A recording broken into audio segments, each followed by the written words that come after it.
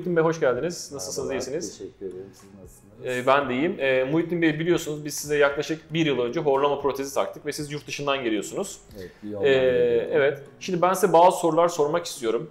Öncelikle horlama protezinden önce, yani 1 yıldan önceye gidelim. Siz bu horlama ve uyku apnesi olduğunuzu nasıl anlamıştınız bu hastalığın? Eşim uyarmıştı beni. İşte geceleri uyanma vesaire bu gibi nedenlerden dolayı. Doktora gittik. Bize bir alet kullanmamızı... CPAP maskesi mi verdiler? Aynen, maske verdiler. Yaklaşık 3 yıl onu kullandım ama tabii onun bir takım zorlukları vardı. Daha sonra sizin reklamı gördüm televizyondan. Buraya geldim.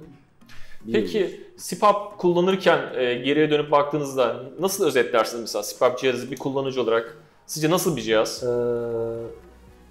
Daha zahmetli bir olay. Artı bu protezden daha fazla sonuç aldım. Horlama protezinden daha fazla sonuç aldınız. Cihazda ne gibi sıkıntılar yaşıyordunuz? Öncelik taşıma, ondan sonra temizlik, onun belli dönem kontrolleri gerekiyor, hava basıncıyla alakalı.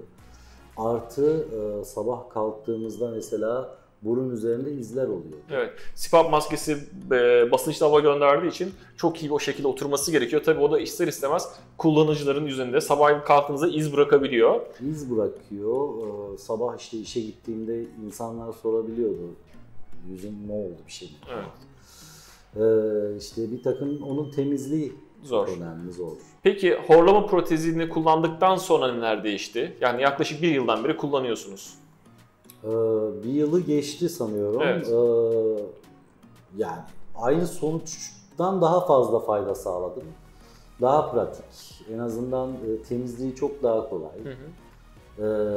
Belli bir süre sonra daha iyi alışkanlık yapıyor. İlk aşama tabii ki bir takım zorluklar oluyor ama maskede daha kötü. Evet. Maskede ilk belki bir hafta uyuyamıyorsunuz ama bunda 1-2 günde o çene ona alışıyor.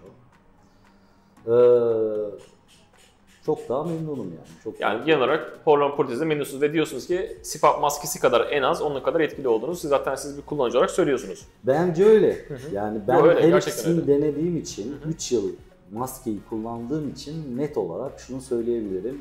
Çok daha faydalı, çok daha etkin sonucu var. Ve konforlu, en önemlisi o. Tabii ki, çok daha pratik. Orayı zaten hiç söylemiyorum ama bazı geceler takmadığım oldu.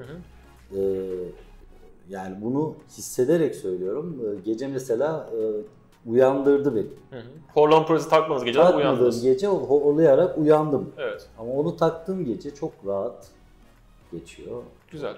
O zaman her şeyi artık bir sonraki kontrol seansında görüşmek üzere. Tabii ki o nedenle geldim bir yıl sonra. Gayet memnunum. Okey. O zaman sizi uğurlayalım. Görüşmek üzere. Teşekkür ederim. Sağ olun.